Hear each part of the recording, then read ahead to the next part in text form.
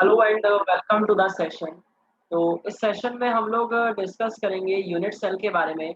Unit cell क्या होता है, क्रिस्टल लैटिस क्या होता है और यूनिट सेल के जो अलग-अलग टाइप्स होते हैं, उन सब चीज़ों के बारे में हम लोग यहाँ पे डिस्कस करेंगे।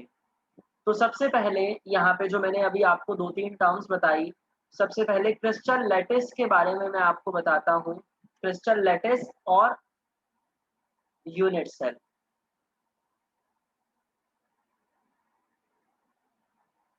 जैसा कि आप यहाँ पे ऑब्जर्व कर पा रहे हो, आपके सामने ऊपर एक क्यूब है बहुत बड़ा जिसके अंदर बहुत छोटे-छोटे बहुत सारे क्यूब्स हैं। तो कोई भी सॉलिड जो बनता है, वो उसको हम एक क्रिस्टल लैटिस कहते हैं। जो एक 3 डायमेंशनल अरेंजमेंट है पूरा सॉलिड का, उसको हमने नाम दिया क्रिस्टल लैटिस। वो जो एक क्रिस्टल लैटिस है, वो बहुत सारे छोटे-छोटे यूनिट सेल से मिलके बनता है। यूनिट जैसा कि उसका नाम है यूनिट सेल यानी कि सिंगल सेल। तो वो जो एक सिंगल सेल है वो फर्दर मोर कंबाइन होता है बहुत सारे अलग-अलग आगे-पीछे, ऊपर-नीचे बहुत सारे डायरेक्शंस में और बहुत सारे यूनिट सेल जब कंबाइन होते हैं, तो वो बहुत सारे यूनिट सेल कंबाइन होके एक क्रिस्टल लैटिस बनाते हैं। फर्दर मोर हमारे लिए एक और जानने वाली यहाँ पे बात ज़रूरी है कि एक यूनिट सेल कैसे बनता है। जैसा कि आप यहाँ पे ऑब्जर्व कर पा रहे हो, इसमें यूनिट सेल में बहुत सारे आपको स्फीयर्स नज़र आ रहे हैं कॉर्नर्स पे, ये जो हमारा एक सिंपल सा क्रिस्टल लैटिस है उसमें और नीचे आपको 3 अलग-अलग तरह के और यूनिट सेल नज़र आ रहे हैं जिसको हमने सिंपल क्यूबिक कहा, बॉडी सेंटर्ड कहा, फेस सेंटर्ड कहा। तो ये जो यूनिट सेल है, ये फर्दर स्फीयर्स से मिलके बनता है।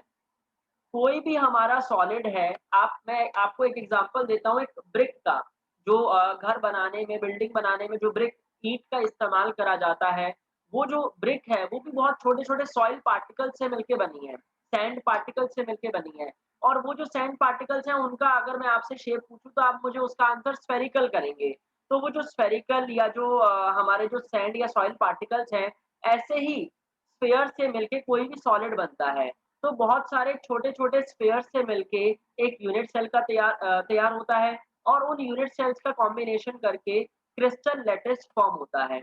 तो बेसिकली यूनिट सेल जो अलग-अलग तरीके से स्फीयर्स से कंबाइन होता है, वो उसके कुछ मेथड हैं। मतलब स्फीयर्स जो हम कंबाइन करते हैं एक-दूसरे के साथ, वो अलग-अलग तरीके से होते हैं और उसी के बिहाफ पे यूनिट सेल के कुछ टाइप्स हैं। वही यूनिट सेल के जो टाइप्स हैं, उनको अभी हम पढ़ने वाले हैं। तो यूनिट सेल के मेनली 2 टाइप होते हैं।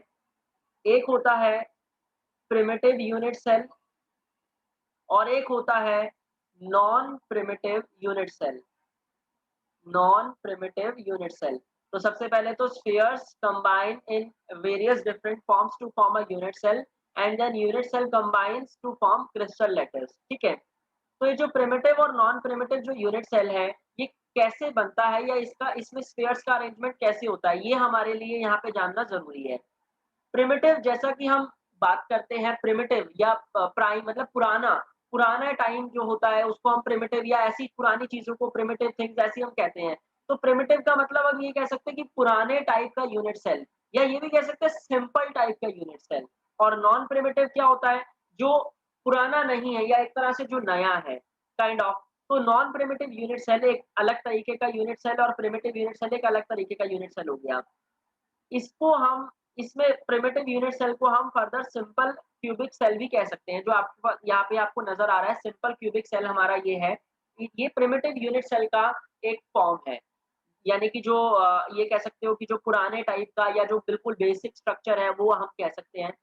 फर्दर आपको बता रखा है नॉन प्रिमिटिव। नॉन प्रिमिटिव में क्या होता है, ये मेनली 2 टाइप्स का होता है। एक होता है बॉडी सेंटर्ड और एक होता है फेस सेंटर्ड।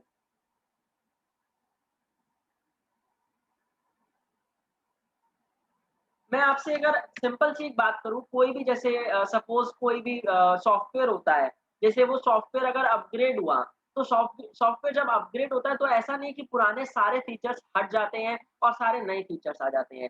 पुराने फीचर्स भी रहते हैं और नए फीचर्स भी आ जाते हैं उसके अंदर, यूजुअली ऐसे ही होता है। किसी भी डिवाइस की हम बात करें, लैपटॉप, मोबाइल या कोई भी चीज़ है हमारे पास, उसके अंदर अलग-अलग तरीके के सॉफ्टवेयर या वर्ज़न्स होते हैं। वो वर्ज़न जब अपग्रेड होते हैं, तो पुरानी चीज़ें जाती नहीं हैं, उन्हीं में कुछ और अपग्रेडेशन हो जाता है। उसी तरह से अगर मैं प्रिमिटिव और नॉन प्रिमिटिव यूनिट सेल की बात करूँ, तो प्रिमिटिव यूनिट सेल में जो स्फीयर्स हैं वो कॉर्नर्स पे प्रेज़ेंट हैं। जैसा कि आपको नज़र आ रहा है सिंपल क्यूबिक सेल में, तो जो हमारा नॉन प्रिमिटिव यूनिट सेल है, उसमें जो स्फीयर्स हैं वो कॉर्नर के अलावा कॉर्नर पे प्रेज़ेंट होंगे। जैसा कि मैंने आपको बोला कि अगर आप कोई भी एडवांस वर्ज़न देखते हो किसी भी चीज़ का सॉफ्टवेयर का, तो उसमें पुरानी चीज़ें जाती नहीं हैं।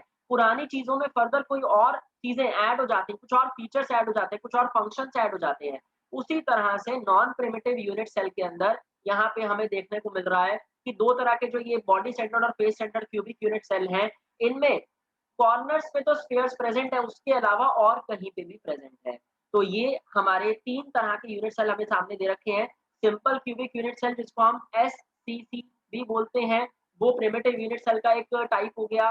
Body centred cubic unit cell जिसको हम बीसीसी और face centred cubic unit cell जिसको हम एफसीसी कहते हैं, ये दोनों नॉन प्रिमिटिव यूनिट सेल के टाइप हो गए।